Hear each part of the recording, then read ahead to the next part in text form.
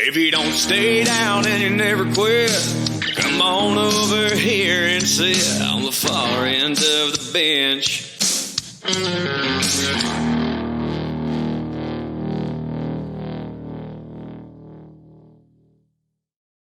And I'm proud to be an American, where at least I know I'm free. I don't think I can do any more of the lyrics, otherwise you two will take the rights away from me. That was pretty good. That was pretty good. 4th of July, ladies and gentlemen. Happy 4th of July.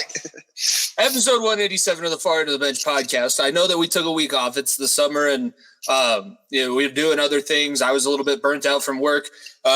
Nico got to go to Morgan Wallen. So not only did he see Zach Bryan, but he also got to see Morgan Wallen. So and Noah Khan. Shout out Noah Khan. So he's having the country fan / just kind of music fan summer of his life. We decided to take last week off. Only thing that we had to really discuss was the Florida Panthers. So we'll touch on that. We'll talk a little about some other things that are going on. Offseason is now in full swing. And then we're getting ready for, this is kind of the time as an NFL fan, you just hope that you don't hear anything about your team.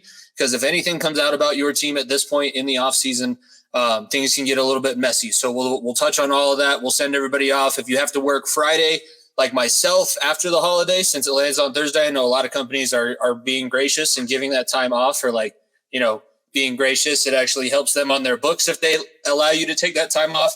I will be at work. So if you're at work, we are glad you tuned in. And if must you're be fun. Must be fun. I leave tomorrow, so yeah. You don't get that luxury. You still have games to work this weekend. PLL.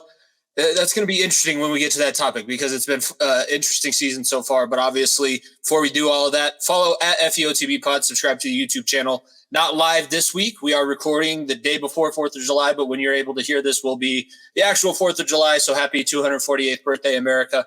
We do love you, and we hope everybody is enjoying some time away. I'm going to a concert. This will be the second year in a row that we're going to see that 80s band at a different concert around the metro, or a different park around the metro area. So I'll be enjoying that. And then I'll be back to work on Friday. Nico will be taking off for this week's stretch of the PLL and everything like that. So hopefully everybody gets a little bit of time to relax. Let's start things off and finish what we started. Again, this is a little bit disheartening, because we thought that we were going to be more in this conversation and more a part of the actual play that was going on the ice. But the Stanley Cup final is over. It was one to remember. I would guess we could start there. Just overall thoughts on the series. The Oilers coming back, making it a 7-game series, something that we have not seen done for a very long time. I think it's last time that a team has come back and made it a 7-game series, and they actually won, was 2019 with St. Louis. But this felt a little bit different. Edmonton showed a lot of heart. Connor McDavid wins the Conn Smythe in a losing effort, but the Conn Smythe, if you're not a hockey fan, it's not the finals MVP, it's the playoff MVP.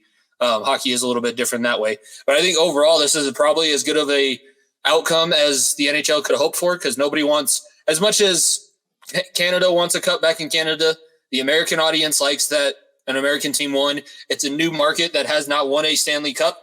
And you got to milk 7-game series when the NBA finals, we talked about it a couple weeks ago when we were here last. That was, it was cool to see the Celtics win, but it wasn't the most exciting final series. This was at least a playoff series that both teams had a chance to win. Florida did what they needed to do, and congratulations to them, because they were able to come away with the Stanley Cup after falling short the year before. But overall, I think this is best case scenario for the NHL.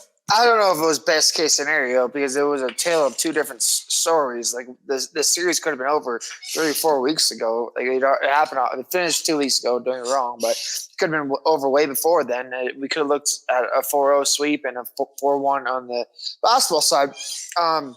And back-to-back, and then Edmonton or Connor McDavid and Edmonton decided that they were going to put hockey on notice and say to hockey, well, we're the only sport left. No one wants to go to fucking summer break yet with just having baseball. So and PLL. So let's give the fans something to enjoy. And hockey was the main focus of conversation for a week. Was the first conversation on First Take and then different ESPN shows was does this cement Connor McDavid as a Gretzky level player, as a Sidney Crosby level player? And then if he was able to come back, and it probably would have. But in reality, it didn't. It didn't. He didn't cement himself that way. He still is chasing that first cup and trying to cement himself on that level of those type of players. But yeah, like I said, it's very, very fitting that Edmonton had the greatest comeback of all time, nearly, and then just fall in heartbreaking fashion. And like I said, they lose a game off of 2 goals that were very, very tic-tacky when you look at how they went in, and it just everything went Florida's way in Game 7. And like I said, at Florida, that would have been you not only won the Stanley Cup, you etched your name away from the Atlanta Falcons, who else? The Golden State Warriors, you name it. Yeah. Like, you etched your name away from having to be a part of the biggest collapse in sports history. And like I said, you won on home ice, so that's a little bit more fun to do. But you can't say that Florida fans their butt cheeks weren't puckered up a little bit when they're going into Game 7 when they've lost 3 in a row. If you lose that game, you have every right as a Florida Panthers fan to totally burn everything and say that the NHL is rigged and never watch another hockey game in your life. But the fact that they were able to come out on top, that at least I feel like no matter what happens next season, because we saw it here in Colorado after the Avalanche win, that second season after not only did you go to the Stanley Cup final and lose and you drug yourselves back there and back-to-back seasons, now you're going to have to deal with 2 short off seasons. Everybody else is gearing up to take you down. I know that the Eastern Conference is probably going to be much of the same, and teams are getting worse actually in the early moves of free agency. But damn it, if this is the only one you get, you at least got one. That's all you can really say. You're one of those last teams that hadn't won a Stanley Cup, and now you can say that's now taken care of in history. And like I said, let's not forget the last time the Panthers were in the Stanley Cup final was against us, and it was, I believe, in their first season, or it might have been their second season. I can't remember what it was. 1996. First season, and the fact that we got to that point where it's been nearly 30 years, 28 years now, and they finally get back. And like I said, they did it the right way. And you look at the way the team was built, it was defensively built. You had offensive pieces that can make some noise and just some underdogs, but you're very strong in your back end, and that helped them big time. Bobrovsky, I think should have been the Conn Smythe Trophy winner. We can have that conversation here in a minute. But Bobrovsky, Ekblad, and Barkov, and all those defensive forwards, as well as the defensive line guys, came up massive for them. And like I said, when you shut down McDavid to no goals, and I think maybe it might have been only 1 or 2 goals the whole series, but no points the last 2 games, Game 6 and Game 7, it gives you a lot of momentum to believe that you can win the Stanley Cup, and that ended up being what it was. And I would say, too, as an Oilers fan, Connor McDavid probably felt this way also, but he had a chance with about 6 minutes left. The puck was rolling a little bit, put it a little bit high. But you're the best player in the world. Everybody has already penciled you in after you didn't score in those last 2 games as the Conn Smythe Trophy winner. You're probably burying that if you're Wayne Gretzky or Mario Lemieux or Sidney Crosby. I'm not going to say it, but dare I say Nathan McKinnon. You probably put that in the back of the net, and you're probably going into overtime. That's all you really wanted. You either wanted, as an Edmonton fan, to win in regulation, obviously. Duh. Okay, I just had to say that. Or you wanted to get this thing to overtime, because if you get it to overtime, who has the advantage? I'm going to go with the team that has Connor McDavid and Leon Draisaitl. I know that they truly, if we want to talk about anything, frustration as an Oilers fan, McDavid had a chance to bury the tying goal and wasn't able to. You didn't pull the goalie. I feel like when you're in that situation, I know that it's early, but coaches should lean on pulling them early, because then you at least give yourself a bigger chance. And we've seen it happen before. Like that 6-on-5, especially if you can hem them in the defensive zone for about 30 seconds, that's where things start to open up. So you have those 2 situations there. The lack of just awareness for some of these coaches and pulling their goalie just baffles me. Like, you have nothing to lose. It does not matter if you lose by fucking 3 goals or 1 goal. You still lost. Yep. There's no goal differential in determining the Stanley Cup final. And the fact that you're sitting there a minute 30, we haven't pulled the goal yet. You're giving yourself 60 seconds. Look, against the worst team in the NHL, it's very difficult to score a goal in 60 seconds, man up.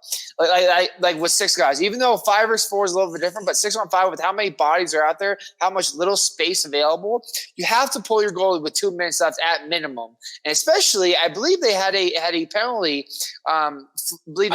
penalty or a timeout where there was a face-off in Florida's zone.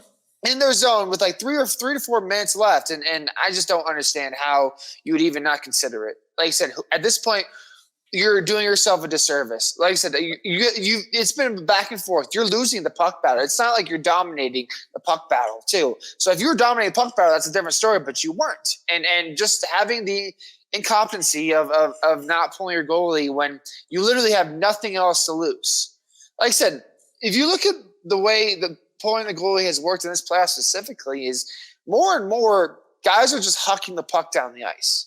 Off just trying to get a shot on goal, free open net. Well, unfortunately for those defenders, 9 times out of the 10, that puck goes to the end line, and guess what that is? It's an icing all the way back on the other end, and you get another chance. Look, you have 6 guys out there. You cannot tell me that you cannot physically slap the opposing team from passing the midline if they do get the puck. You can't tell me that. Like, it's utterly ridiculous that it's the last game of the Stanley Cup Final. You make this heroic comeback to force a game 7 on the road, and you decide, minute 30, it's okay, Skinner, stay in there. Take your time, no rush. Our season's on the line. Whole country of Canada is counting on us to break this fucking curse. Take your time, no rush. Don't worry, we'll play the puck on the boards and just let the time run out. Don't understand it at all. It was, there were times in that third period. Obviously, I just mentioned the McDavid chance. But just as an overall fan of that franchise, your 2 best players, the 2 best players that you have all this conversation swirling around, and now it's going to get even hotter. I said it a couple weeks ago. I think that it's the better situation for them to have lost the cup for Draisaitl to stick around. But you said it. You do not get points for losing the Stanley Cup Final by a goal. Does not make you feel any better because you still don't have that. That's something that you still lack. And everybody, I think that he is a little bit overhyped because of who he plays with. Is he going to go somewhere else and be Leon? He might, but there's also a chance that he goes somewhere else and he's just okay. He's just good. He's just better than average. And it's easy for him to go somewhere else and be in a situation, I would dare say, like an Evan Rodriguez, where you're like, damn, I took a little bit less money from a team that I was on. We were successful, but now I don't have to pay state tax. I'm in a place where Florida seems like they're ready to win and win consistently. They've totally revamped their entire franchise instead of doing, they were doing the Flint Tropics method for a long time. I'm surprised nobody fought a bear during one of the intermissions during that 28-year stretch where they didn't win a playoff series. But now they're here, and like I said, it's going to struggle for them next season. But as a Florida Panthers fan, this seems like they've built something where you can say, okay, they've proven that they can do it now. Let's see them build the next generation, because that's how this thing goes. You have to build it in stages in a hard cap, salary cap sport, which is what we're going to talk a little bit about too coming up. It is a challenge, and you are going to have to work around some things. And let's not forget, the state of Florida has hosted the Eastern Conference in the Stanley Cup Final the last 5 years. Yep. Last 2 years for Florida, and obviously Tampa Bay the previous 3 years.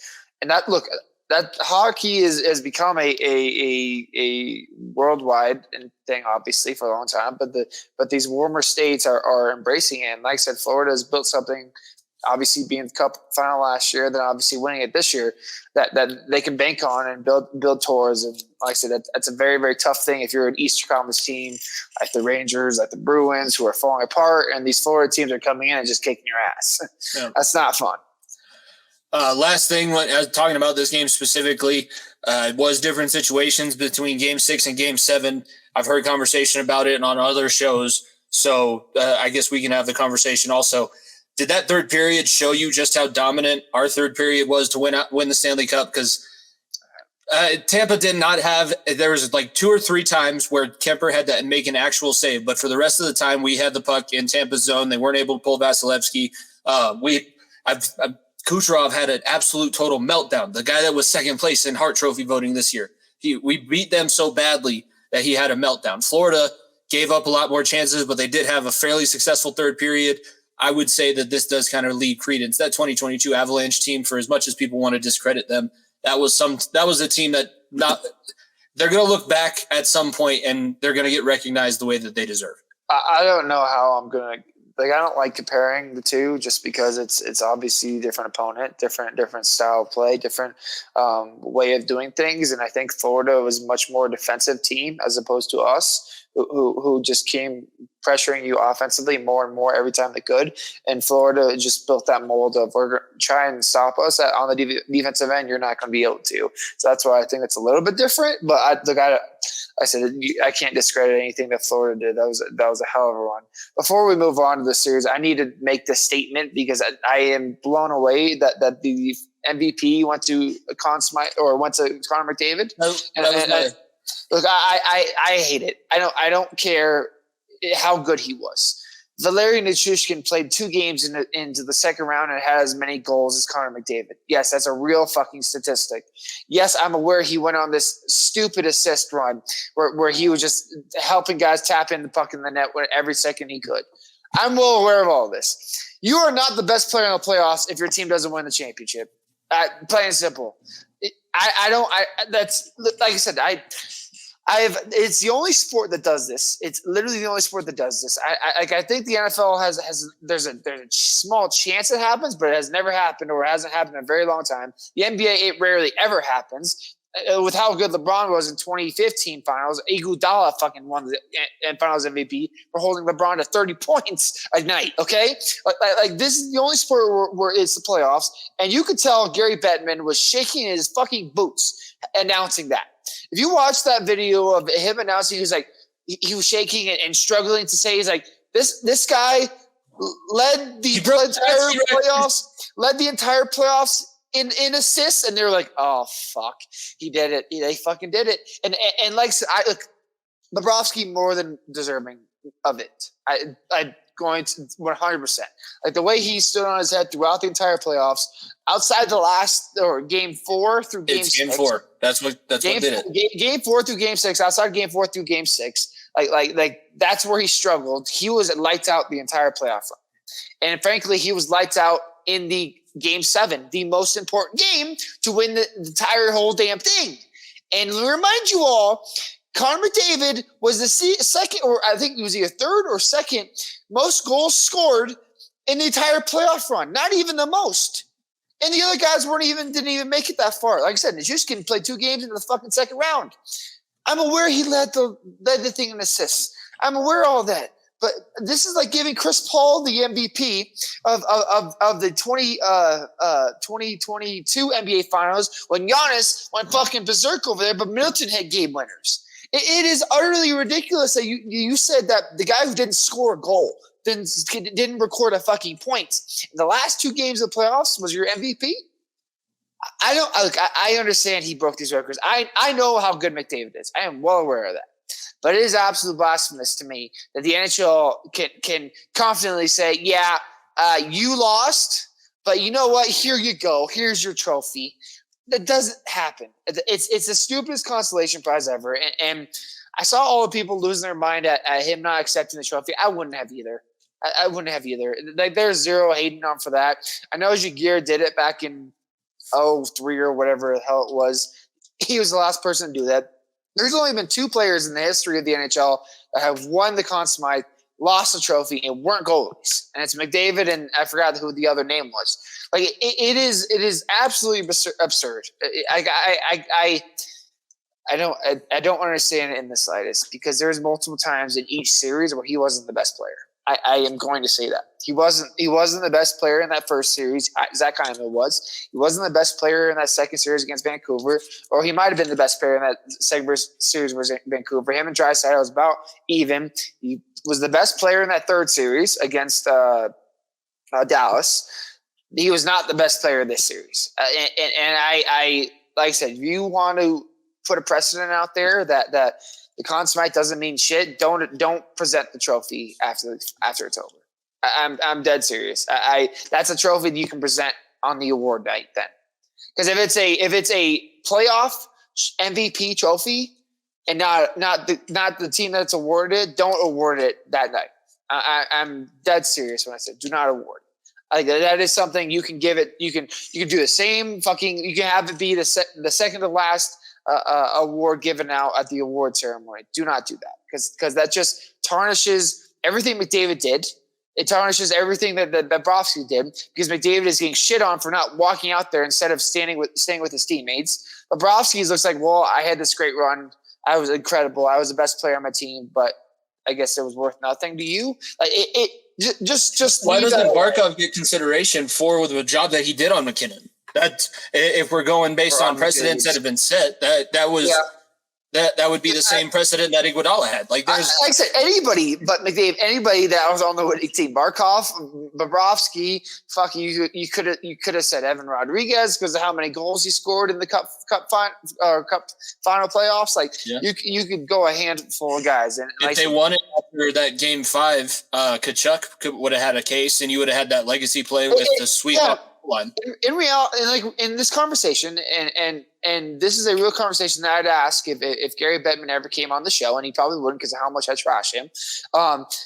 If the series ended after 5, would McDavid still have won the MVP? No. So what did he do? What did he do in Game 6 and 7 then? Well, didn't score a goal. Yeah, and he still won it. Like that's the conversation. Seriously, if the series ended 2 games before in Game 5, and it would have been a gentleman's sweep, would McDavid still have won the MVP? If your answer is yes, I understand then your logic but behind Game 7. Giving it to him. If the answer is no, you just fucked up one of the biggest awards in NHL history. That's all I'll say to that. Well, I mean, if they win the cup in Game 7, is there? I mean, obviously, if you win the cup, obviously that's the different story. But why? What do you mean? Why if you win the cup? He still has the same. He still has the same stat line. If they win the cup, first of all, he puts that puck in the back of the net. So then it should just be winning, because it's not just winning team in any other sport. It can be. It's different because most of the time, like the NBA finals, it's very rarely gone to a Game 7. Outside of very in recent memory, it hasn't.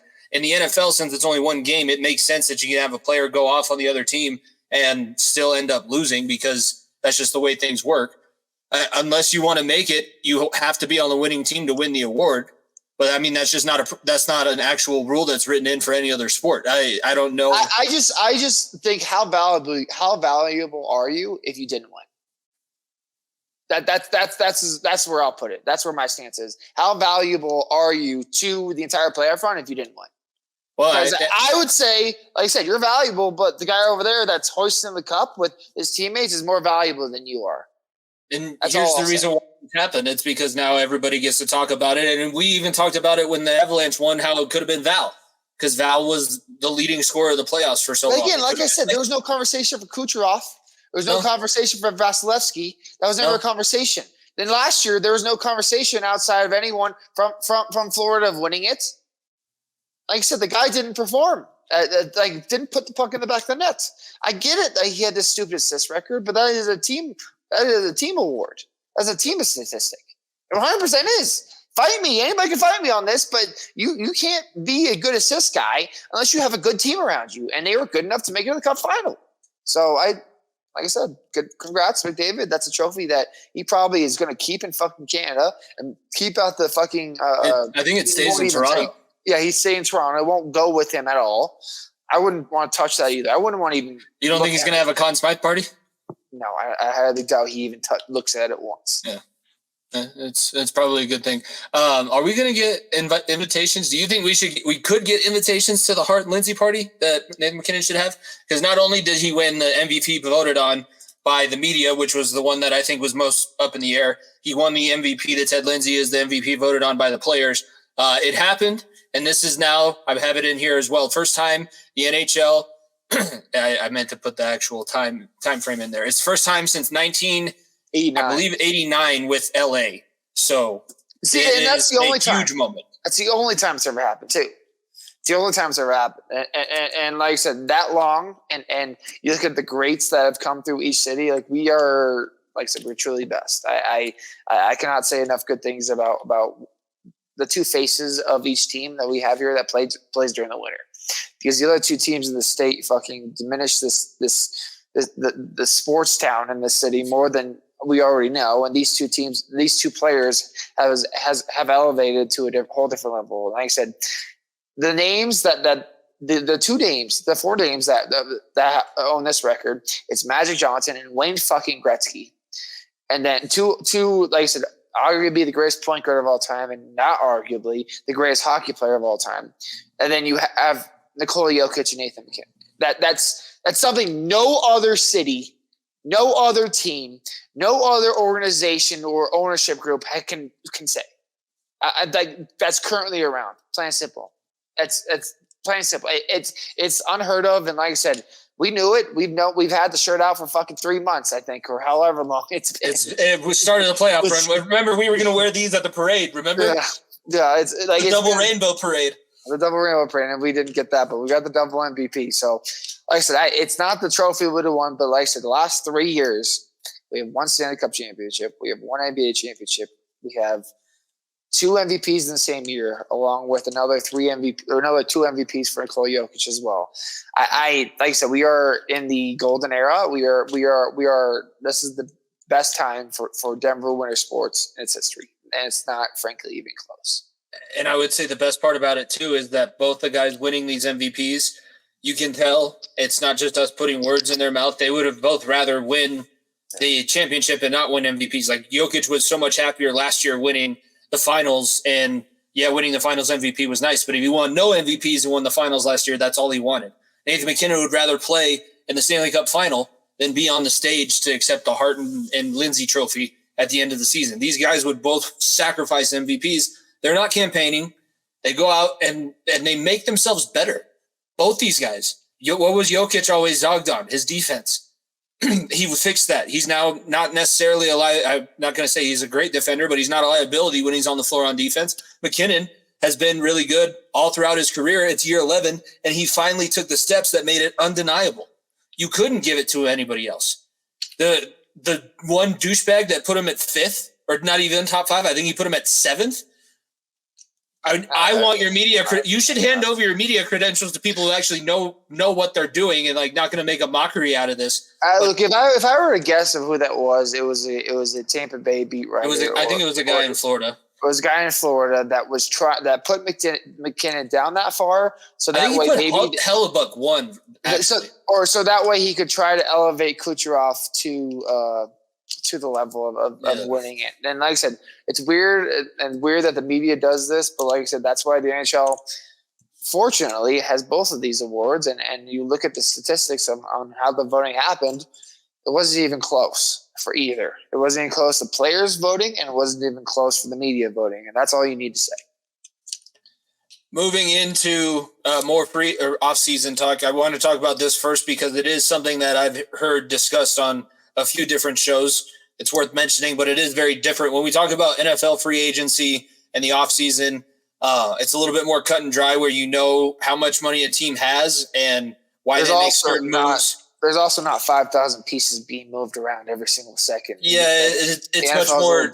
I mean, there's 90 transactions, but we don't hear about like 45 of the 90. We only hear about half of everything that goes on in the NFL. For the NBA, there's luxury taxes, there's tier 1, there's tier 2, there's at 3, 4, 5. The NHL has a hard cap. They have LTIR. Like, there's ways to circumvent around things. There's not even, and like I said, the stupidest part is there's no luxury tax in the NBA. It's a fucking second apron. Where it's apron, that's what it was. I thought it was pure. I thought they were saying pure for a second. It's the stupidest thing I've ever fucking heard. And the reason why they did that was to hurt teams that spend a lot. And in reality, it's hurting teams that are trying to spend a lot more. And that's these smaller teams. It's like I said, it's the stupidest thing I've ever fucking seen. To dumb it down, it basically means if a team spends after a certain amount of money, well, you're going to have to pay around $5 to $10 million or you have to match the amount of dollars that you're paying over the limit to the NBA, and it gets like taxed more and more the more you do it. it's the most confusing thing in the world. And I like I said, I wish I could dumb it down for people, but that's the best I could do without me fucking speaking like I'm talking rocket science. Well, could it be all just, is it just the guaranteed contracts? The fact that you can't, because the NFL has the salary cap. They don't have to have the luxury tax because you can renegotiate. You can move money around. Like Patrick Mahomes is not on the same contract that he signed because they renegotiate every year and put more money in certain places and put money out in the back. Yeah, you can't necessarily do that with guaranteed contracts. So does it come down to the fact that the guaranteed money is what's holding this up and making it so confusing? That is what makes it difficult to restructure contracts. Because trust me, I guarantee you, if we were able to restructure contracts, we would have been able to keep KCP. We've been able to keep Bruce Brown. We've been able to do all these other things. But because would have been able to keep Nazem Kadri. Because of these things, like what Kevin Durant did with going to Golden State, with LeBron and Chris Bosh in Miami, and these teams creating super teams, it's pissed off a lot of the lower fucking level teams like us at that time. They were like, well, fuck this. Like I get it. They're paying a stupid amount of money for these players because they have these luxuries. Why can't we do that? They have to be taxed for it. Like I said, I wish it made sense. I really did, but it's not. 2 + 2 = 4. It's fucking the square root of 45 equals the derivative of 36. Like it's that stupid. It's that ridiculous. I don't know. I don't know what to tell you.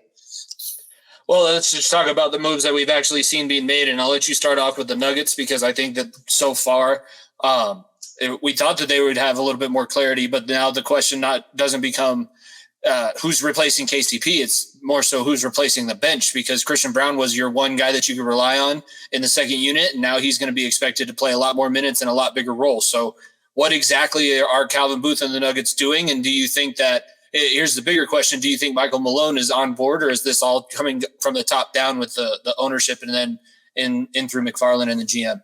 Well, look, first of all, losing KCP, the money he got in Orlando could have been matched if you traded Zeke Naji away. Like it was a pretty player friendly deal, and like I said, I'm happy for KCP. He gets to go to a place where he's more of a centerpiece role, and like I said, he was the fifth guy on our starting lineup, unfortunately. And like I said, he did a lot of great things for us. I said we don't win the championship without him. Like the trade that we had to bring him and Ish Smith over from Washington when we traded Will Barton and Monte Morris away, elevated us defensively, elevated us offensively because he was that good of a shooter, and it just helped us a lot. But what I will say is, like I said, the drop-off is not going to be massive. I know KCP is a great shooter. Christian Brown's shooting will need to elevate to presence, but defensively, Christian Brown is nearly just as good as KCP, and he's much, much younger. If you look at what Christian Brown did in that Minnesota series, the last series of playoffs for us last year, he was the guy that came in the end of games that slowed down Anthony Edwards. Not KCP. KCP was a little bit slower off. His lateral quickness isn't as strong as Christian Brown's, and obviously KCP is getting older, so that's not where you're hurting. Not even in the slightest. The bench is where it just starts getting like, fuck, here we go. And look, I want to first say I love what we did in the draft. I love getting Deron Holmes. Deron Holmes is a guy that I circled, a guy from Dayton who's a 6'9", 6'10" power forward / center that can get up, play above the rim. He can knock down outside shots. He's a defensive enforcer. He needs to be a little bit stronger in the post. The dude can jump up and block as many shots as possible. I love his versatility, and I think that's a perfect guy off the bench that we're going to be missing. And like I said, with this bench unit, he'll be the 4/5 that you can stagger with Jokic. You can stagger with Aaron Gordon, and I'm very, very excited to see how he plays out. Now, for the rest of the unit, that's where things get interesting because you traded Reggie Jackson away with 2 second-round picks for cash to try to open some cap room. Well, that didn't work out because you didn't sign KCP. Then you look at the bench, and right now your backup point guard is Jalen Pickett, the second-round pick out of Penn State last year. Backup shooting guard is Julian Strother, who didn't get a lot of time last year during the regular season. When he did, he played well, but did not get a lot of time. Small forward, power forward, you're looking at Peyton Watson, and you're looking at an open spot / Zeke Naji. So that's terrible. That's bad. That's a bad bench. It's a bad bench. And if last year's playoffs showed me anything, especially 2 years ago, the year before we won the championship, showed me anything, it's that you have to have pieces off the bench that you can trust offensively and trust defensively. And right now, I don't trust anybody.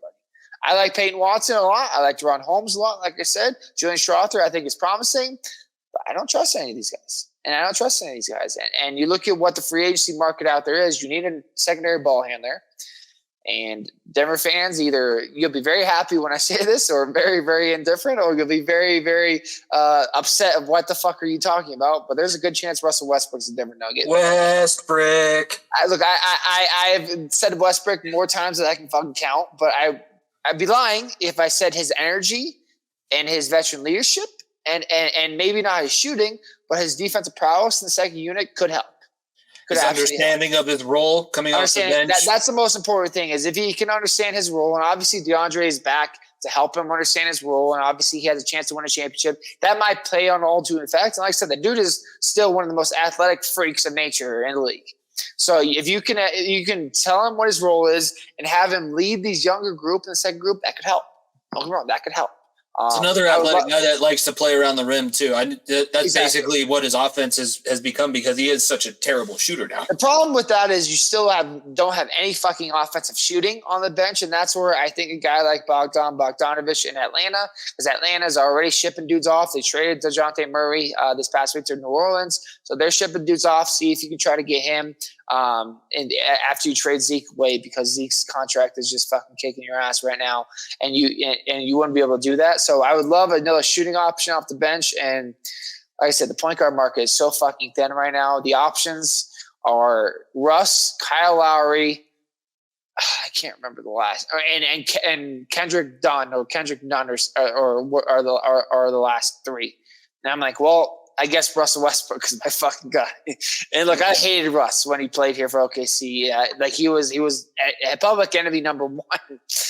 But I'd be lying, like I said. But I'd be lying to you if I can't convince myself of seeing what he can do in a diminished role where he knows his role and can be a leader in the second group, which I think he could have that good opportunity to do that. So, like I said, it's Calvin Booth to sit on his ass and just play with his fucking thumbs the first 3 days of free agency, while the rest of the West has gotten worse / better / hasn't done anything, and we're just kind of sitting there.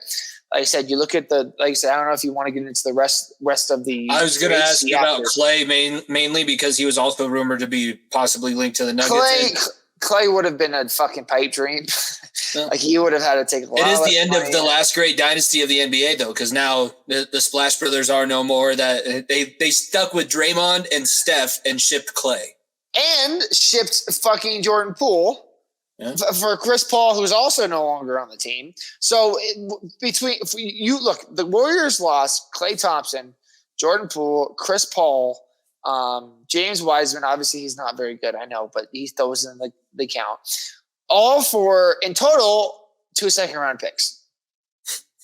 I just look, Warriors fans and our friends at Fat Boy Fadeaway, I should be happy your dynasty's over. I really should, but I can't sit here and say the Klay Thompson, Steph Curry. It was fun watching them, because it was fun watching them. It's the greatest shooting backcourt of all time, and they never be topped. So it's going to be sad that they're no longer together, but reality that it's over. Throw a fucking parade. These guys ruined my life for about fucking 10 years.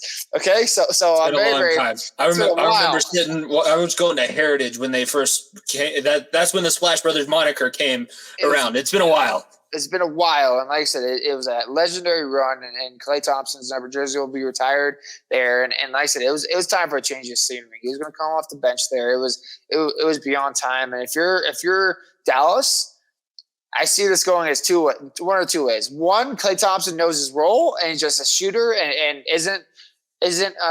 knocks down open shots and doesn't try to do too much. Or B, I see him as trying to be. You expect 2016 Klay Thompson, where he was this all-world defender, which he isn't anymore, and you expect him to create his own offense off the bench with the second unit / when Kyrie / Luka aren't in, and that's going to be a problem. Is all I'm going to say. He's not capable of doing that anymore. So, it's a big move. It's a good move for Dallas. I think that helps him a lot. I really do.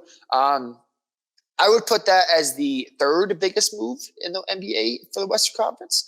I would put second would be Isaiah Hartenstein to OKC, the New York Knicks big man who was a leading force for them offensively and defensively on the boards. They're in New York for that long playoff run. He comes over to OKC. OKC now has a true center to move Chet back to the floor. I think it helps them a lot.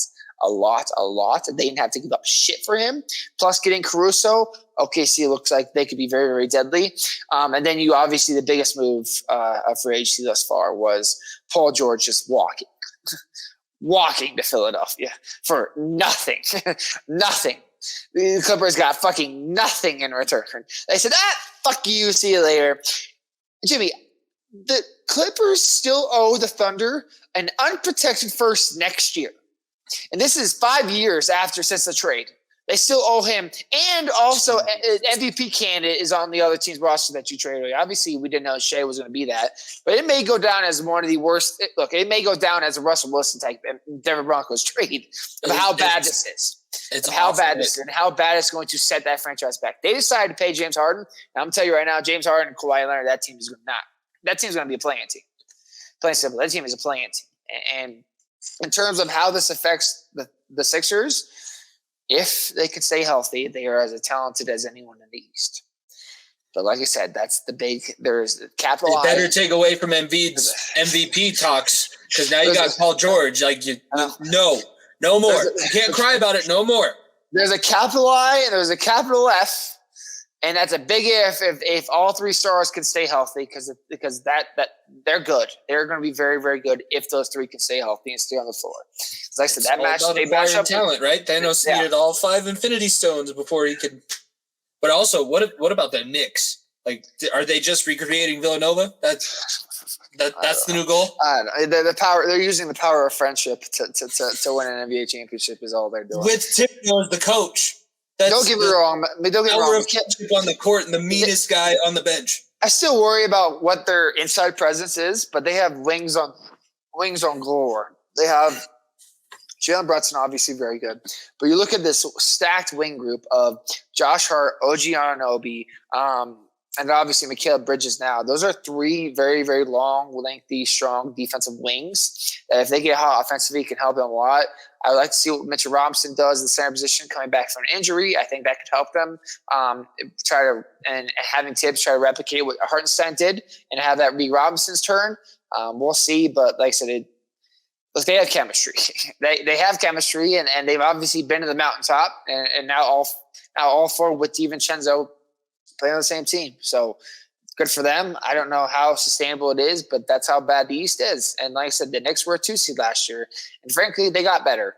They did. They got better. They 100% got better. So, yeah. Let's move over because we're talking about mainly just the Avalanche and Nuggets. As a little bit more on NBA free agency, but there's been a lot of things that happen, and the NBA free agency is a big time in the NBA season and their calendar. More so than any other sports league.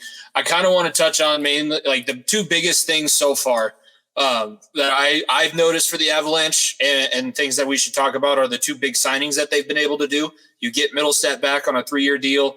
Drouin's back on a 1-year contract. That was basically what McKinnon took his MVP speech after. It wasn't the actual speech that he gave, but afterwards when he was getting interviewed, he's like, "Oh, Drouin is my favorite teammate that I've ever played with." Basically staring down the barrel. Where's my camera? Sakic and McFarland. You're signing him. He's playing with me another season. I'm almost positive they gave that signing that MVP bonus that McKinnon got to Drouin. I said, "Hey, buddy," McKinnon was like, "Here, give that to Jonathan so I can play with him another year and have them re-sign for 1 more year." And that's exactly what happened. I expected if he was going to sign, I expected him to go for a little bit more because he's in his 30s. So it's like this was a great season for you to cash in. Now he's betting on himself again. So odds are he's playing on the Avalanche in a contract year. He's going to go off again and he's going to play even better. And we'll end up losing him next summer. But hey, we got an extra season out of him and we keep around like that chemistry is only going to build. They already have that built-in chemistry from their childhood and it got better as the season went on. And even when he came back in the playoffs, he was an extra spark.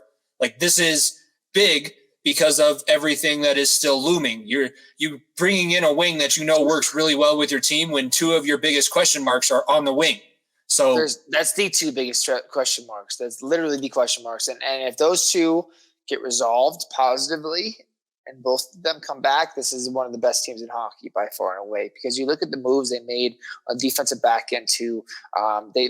You look at the depth that they've added at the wing position just in case. They've added, like so you bring back Middlestat for a long time. He's going to be sick here for a while. I love what McFarland and Sakic did. They said, we're coming here to play, and we are going to make not big moves, not massive earth-shattering moves like what Nashville did or what some of these other teams did.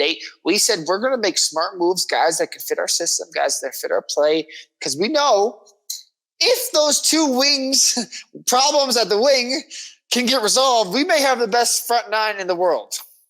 If they come back, if both of them come back, we may have the best front nine in the world, because you look at the top line of McKinnon, Ranson, and Drouin, second line, Casey Middlestat, Arturi Lehkonen, Valeri Nichushkin, third line, fucking Logan O'Connor, Gabriel Landeskog, and Ross Colton. Fourth, I mean, like I got that. That's a fucking pipe dream as a third line. Like that's a pipe. If all three of those guys are healthy and playing well, having 92 be back as your third line wing, are you kidding me? Like that's laughable. It's what I do in the game. I reinsert Gabe Landeskog because I just want to see that 92 sweater skating up and down the ice at Ball Arena so badly that I tricked myself into it. And like I said, I reported this on about a month or two ago that I don't believe 13 will be back. And to be honest with you, the reports I've been seeing is like the Avs aren't happy either, and that could lead to a parting of ways. But what I've seen on his Instagram stories, what I've seen going forward, is that it seems like he's getting help. Like I said, hockey can come second. So I'm very, very happy to see he's getting the help he needs and moving forward in that matter. And like I said, once that gets figured out, then we can talk about on ice play, whether he has a future here or how that all works out. Like I said, you got to be able to exist without those. Hockey was a distraction for him, and it was a positive distraction. But think about, like, the only two times that we had issues with him were times where the team had, they had an extra day in Toronto, and guess who was sick and then into a substance abuse program the next day. Like, come on, man. We get it. We get it. I tell my kids, like, get as busy as you can, and I do it myself. Like, I've noticed that in myself. I need to be moving, and I love just being able to say that I'm doing something. I don't like to just sit around. Mm-hmm. But you can't – hockey aside – you will have a family now to worry about. Like, you have a personal life to take care of. And if you can't handle sitting at home when you have nothing but playing a children's game to worry about, like I echo your sentiment. I hope that his personal life, like, figure out how to just be yourself and not rely on those bad things. Like, sit idly for a second, be able to just calm down your mind and relax. And the thing with the 6-month thing is, like, if you look at the schedule was released as well, and he'll miss the first 16 games. And don't get me wrong, that's quite a bit. But, like, if you're telling me that come Christmas time and come the start of 2025, we can have 13 and 92 back in an Avalanche sweater, I mean, that's the. I feel like there could be a lot of fences mended in that locker room, because it seemed really poor right after, like, that game 4. The interviews in the locker room were just fucking just degrading. But that was also, like, the team. That's what I'm saying. Having 92 and 13 stacked back on the ice together. If we had 92 available for that, even as bad as that game was, where Taves gets sick, and then you also get the news about Val. If 92 is in that locker room, I would at least have some confidence that they're not going to just go out there dead. Yeah. But we're going to play. Yeah, we're actually going to have a little bit of heart and not look like a dead fish and look like the fucking Columbus Blue Jackets on a Tuesday night against the fucking Senators. Have you been seeing some of the shit that they've been because they hate Chris McFarland? You know that, right? Yeah, Columbus blames all of their woes on Chris McFarland, not the fact that they hired Mike Babcock. Not because of that. Well, they brought Jack Johnson back, so I'm happy to see that. Jack can finally retire in Columbus because he needs to retire here soon. So, but yeah, Columbus is a shit show too. But yeah, like I said, I love the offensive move. Calvin DeHaan on the back line. Walker, don't get me wrong, that's going to be a big loss. But I think DeHaan back there was in Tampa Bay for a few years and be a big boost back there. I like. But you also didn't have to get rid of Manson, which was a possibility, and you keep Middlestat now for. I mean, you're only going to get a bridge deal out of that one, and like I said, the biggest loss you would have had would have been Drouin and would have been Middlestat, and you secured both of them up. And like I said, I cannot stress this enough. Bringing back Gabriel Landeskog, bringing back Valerie Nichushkin for an entire playoff run. Let me make sure I just preface this for an entire playoff run. All the wood possible. I have my Haiti shot glass somewhere. I need voodoo. Is the biggest addition this team can make by far and away. By far and away. It's not even close. And look, I've seen some of the rookie camps too. Jimmy, we may have a 2G. Well, I mean, we drafted 5 of them. So no. Not even the guy we drafted. Oh, good old Matt Davis, the college hockey player. He looked good. Oh, I thought you were talking about Frankie being back out there. I was like, I saw Frankie running drills. Frankie's coaching. He's retired. Yeah. That man's not coming back. But Matt Davis out there, the DU goalie that was the playoff or the MVP of the college tournament last year, looks good in training camp. And like I said, he's a guy that. Fuck yeah! I'd love to see him get some. It looks like Colorado's going to have a goalie for a few years because I cannot. There's no way he's in Russia. Yeah, we have depth. There's depth, but I also think because if you think about it, we drafted Ananen when he was 18, and he's going to be like 24. So it's 8 years of investment that you put into him. There's no way anybody's getting a shot before. If anything were to happen to Georgiev. Ananen gets the shot before anybody else. I cannot. Okay. I don't mind that, but Noonan is also a free agent next year. No, I get it, and maybe that's why he ends up seeing the net a little bit more. And maybe this is he proves it somewhere else, and that's fine. And you can bring in David. I just don't see Davis getting unless catastrophic things happen between the pipes or something miraculous happens. I just like seeing the DU boys get looks. Is all I'm going to say. Everyone knows. I drive down University, and one of the gas stations still because they have the old school sign. If you know anything about the Colorado area, that's not like the greatest area of the metro area. They still have the old school sign, and it still says "Congratulations, DU Pios." I think it's the 2022 national champions. They just haven't changed it, but hey, they're still showing DU some love. Yeah. And like I said, we'll be at DU here shortly too. So I'm excited. But yeah, I would love to see Matty Davis in that. Speaking of which, let's talk a little bit about some PLL lacrosse. Well, we can. Do you want to start or end with the Redwoods? Because we'll start because it's been brutal. Then let's go straight to the standings because it is now official. The Redwoods not only it's just they're the only team without a win so far on the season, and it's a young campaign. It's only 3 games into it. You're 0-3. It's not the end of everything. You can still turn things around, and there's a lot of the schedule bodes well for things kind of changing because you have the holiday, you have All-Star Weekend coming up, but it's definitely got to be frustrating. Everyone knows I hate 11. Everyone knows I hate losing more than anything, and like I said, I hate losing more than anything. I love our locker room. I think our locker room is fantastic. The guys we have in our locker room are great to be around, great to work with, make life so easy on me. Our coaching staff the exact same way, but the unfortunate part is we're not producing. Like I said, you look at the statistics, and everyone knows I'm a statistic fucking nerd over here, and shout out, no free shout outs to Champion, the sponsor for the PLL. They hook me up with statistics for every single game, and I fucking study this shit. I give us the coaching staff too, and it's kind of a little fun to look at too. But we shot fucking 13% from the field last game against the Outlaws. 13% from the field. And you look at the the 2 other biggest parts of the game, and that's save percentage for the goalie, and that's faceoff percentage. And Jack saved around, I think, 57% of the shots, which is about average, if not a little bit higher. TD is winning about 65 to 70% of the faceoffs. We just can't put the ball in the fucking net. It's brutal. I hate it. I hate it. And we have the guys. And that can perform. And like I said, I just want these guys to put it to their best and show what they're made of. Because I've seen it in practice. I've seen it in training camp and seen all these things. And I just want them to produce, show it out there on the field. And like we face the Cannons this weekend, and it's in Boston, so it's going to be a little bit different, a little bit tough on Memorial Day weekend, or not Memorial Day weekend, but July 4th weekend. And man, it sucks losing 3-0. I hate it. It's shitty calling guys for work, calling guys for flights, doing equipment stuff when you keep losing.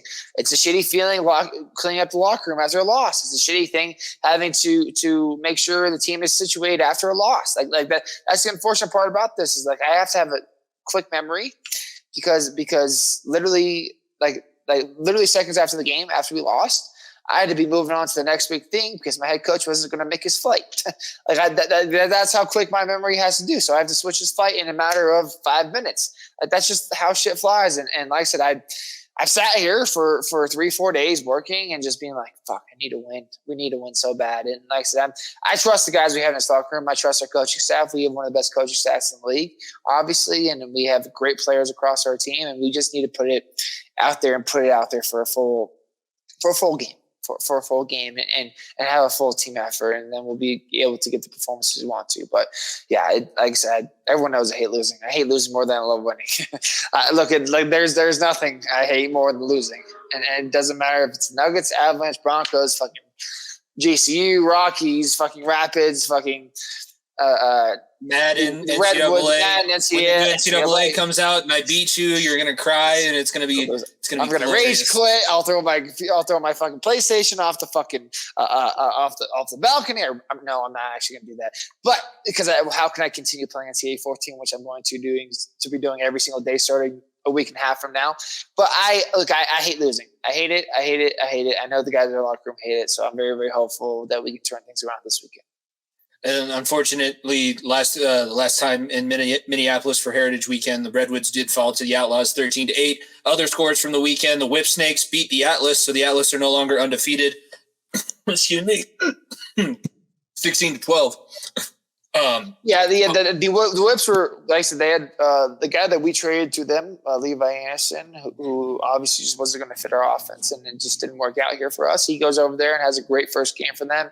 Yeah, this looked like it just wasn't their game. Timmy Troutner and net wasn't fantastic for them. They replaced him in I believe the second half, maybe the third or fourth quarter. The top 5 pick, Liam Entman, stepped in and did pretty well. So that could be a conversation to see what they do going forward. But yeah, like I said, that may have been just a off week for the Atlas, and the Whip Snakes look like they found a good identity for themselves, so they could be dangerous. Boston, your opponent this weekend got a win over Utah 14-9. And then Philly, the last game of the weekend that we haven't talked about yet, 10-6 over Carolina.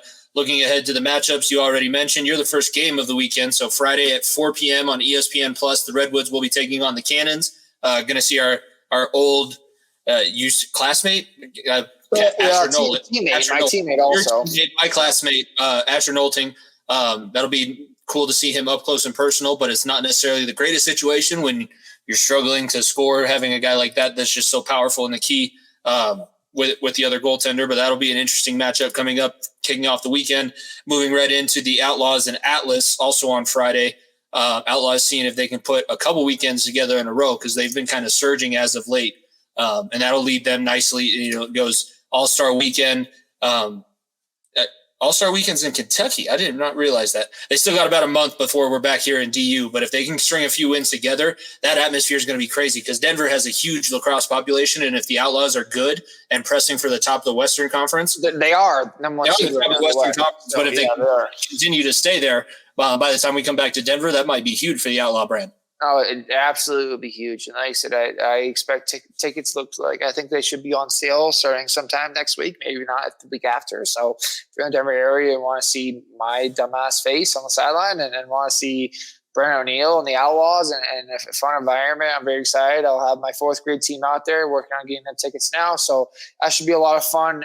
But yeah, I'm very, very excited to be back here. I'm very excited also end of the month being Cali. That should be a lot of fun, having a hometown possibility. We'll obviously have some friends that live in Cali still and possibly have some more friends coming down there. So I'm excited to be have a home weekend. Because like I said, I've been in and out of each city we've been to and like I said, everyone's had a home weekend nearly except for us. I think the Outlaws and the Archers are the 3.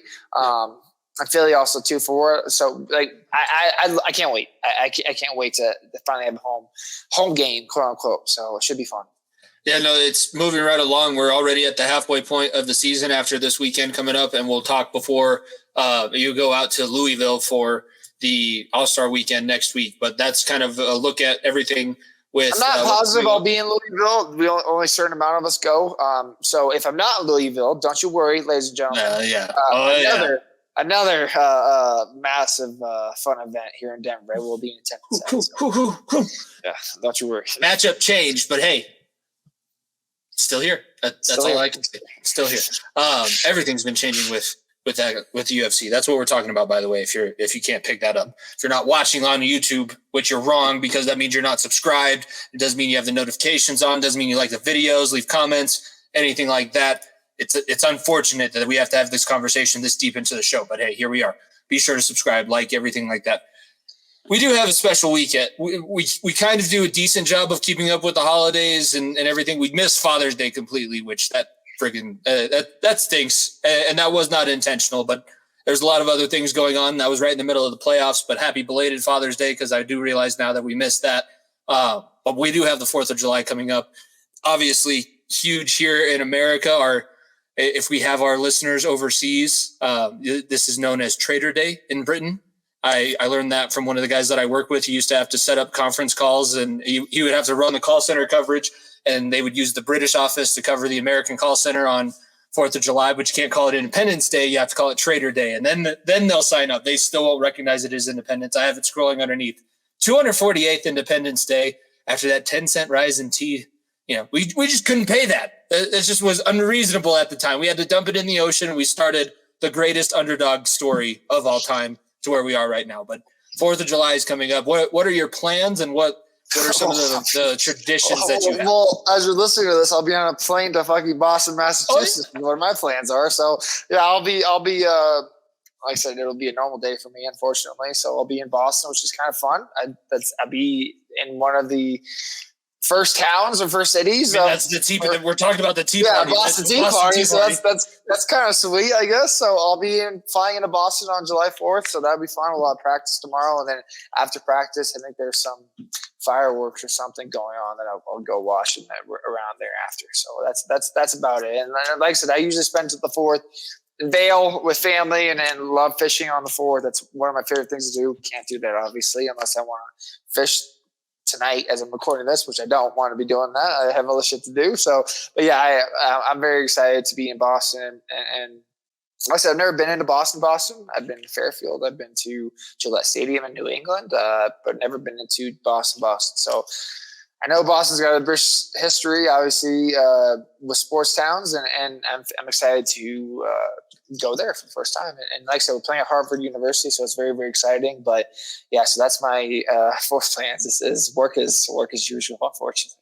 There you go. That's like for anybody that is listening, especially Jimmy students, if you want to work in sports, that's not something out of the usual. No, get used to no holidays if you work in sports, because even that's just the way it goes. I wanted to be in broadcasting, and if you're broadcasting NFL games, you work Thanksgiving, you work Christmas, you work New Year's. If you're broadcasting college, you work all throughout that season, depending on how many games ESPN has and wants to put on. So, like, yeah, just the way it goes, unfortunately. Yeah, you do what you have to sacrifice things to do what you want to do, and I don't get to take the time off that I want to. I don't get paid for the holiday tomorrow because the job that I have is seasonal. I'm showing the YouTube viewers, and you can see I got the worst one that's still not popped on this finger. I was setting fence posts today because we have to set up fences around our South Suburban parks for the fireworks to make sure that nobody gets within the distance that they're able to. So I spent 4 hours just driving fence posts into the ground. Not my idea of 4th of July, but I do feel like it's still cool. Like I'm setting up for the communities. It's the community event that's happening. And if I don't set those fences, then people aren't going to be able to go, and more people would have to get work done. So like it wasn't the worst thing in the world today. Exactly. So look, I'll be blasting me some fucking Toby Keith. Don't you worry. And on the plane ride, I already have my pregame fit for this weekend. It's fucking my U.S. Olympic jacket that I got when I worked for Team USA. So I'm excited to wear that. I have my Kobe Team USA jersey I got. I'll be fucking rocking my U.S. Olympics hat too during all day tomorrow. So yeah, like I said, I unfortunately got to work, but you know what? Like I said, I'm very, very lucky. But like I said, it's fun. Because people can look at difference. Oh, I gotta fucking work for it. No, I get to work on the 4th. I get because the people who fought for my freedom and be able to do all the shit I want to do. So I'm very, very. Like I said, it's not the most fun thing. I wish I could be just crushing brewskis all fucking night and all day. But you know what? Life moves on, and I'm very, very excited to be in Boston for it and enjoying the 4th.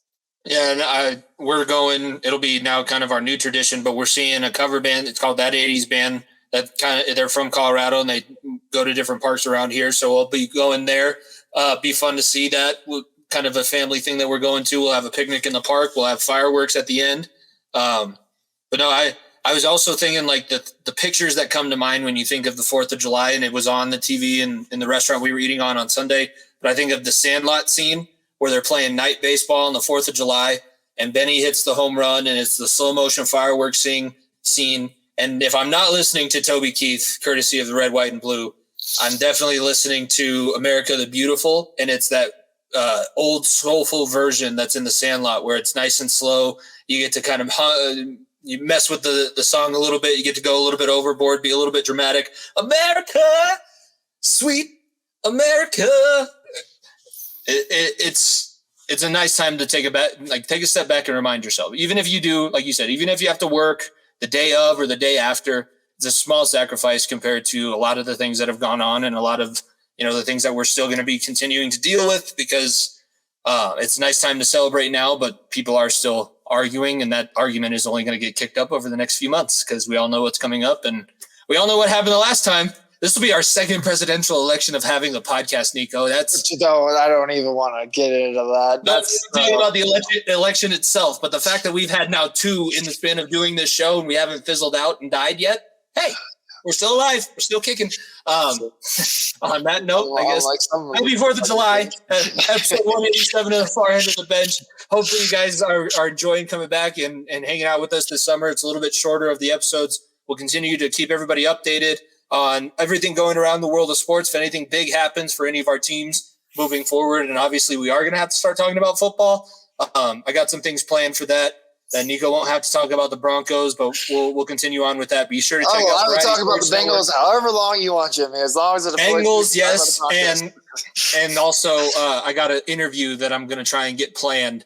That'll be more Bengals centric, but there's a reasoning behind it, and there's a reasoning why it may or may not happen. So I'm being vague about it now. It's a long shot, but be sure to continue to follow at FEOTV Pod. Subscribe to the YouTube channel, like the videos, comment, subscribe.